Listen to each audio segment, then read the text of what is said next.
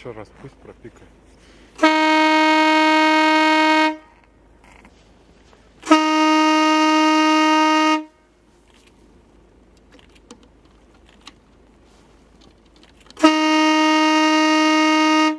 Спасатели! Спасатели, спасатели! Прием! Прием, прием! Спасите, я возле спасательного маяка номер 2. Прием! Сзади меня стоит поисково-спасательный прибор, мы его называем поисково-спасательный маяк, для поиска потерявшихся в лесу. Что происходит обычно? Человек шел, собирал ягоды, собирал грибы, шел в знакомом месте и вдруг оказывается в совершенно незнакомом лесу. Представляете, какая у него паника, и он не знает, куда ему идти.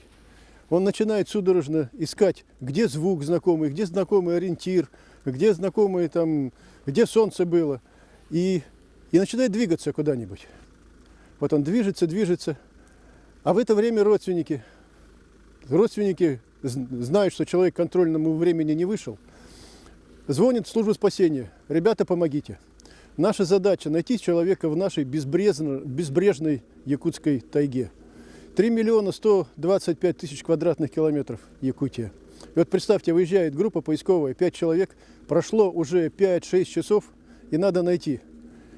Перед ними стоит очень сложная задача. А в это время человек в панике, не в панике, он уже идет, он уже перемещается с точки, где его видели последний раз, и зона поиска все увеличивается и увеличивается. Чтобы найти его как можно быстрее, мы и придумали вот этот прибор поисково-спасательный маяк. В чем его принцип действия? Он на свет и звуковой сигнал вы слышали, привлекает внимание потерявшегося. Человек потерялся, слышит звук какой-то техногенный, в данном случае мы выбрали специально звук автомобиля, и идет на этот звук. Подходит к прибору, видит, что там надпись: идет поисково-спасательная операция, вас ищет, включают кнопку и выходит на связь со спасателями. Это позволяет нам сэкономить очень много времени, сил и средств при поиске людей. Такие ситуации, они могут быть не только в Якутии. Наша страна большая. Это от Мурманска до Анадыря, от Анадыря до Владивостока, тундра, лесотундра. Это очень поможет при поисках людей.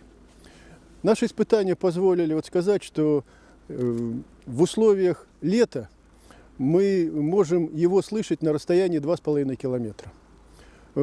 Если условия какие-то получаются гористые, если условия поисков такие, что человека сразу не смогли найти, то нам надо ставить такие маяки не только по периметру какой-то зоны, где мы его ищем, а на перевале, на какой-то тропе, на мосту, для того, чтобы человек, если шел, куда подошел, мог сообщить тоже как можно быстрее.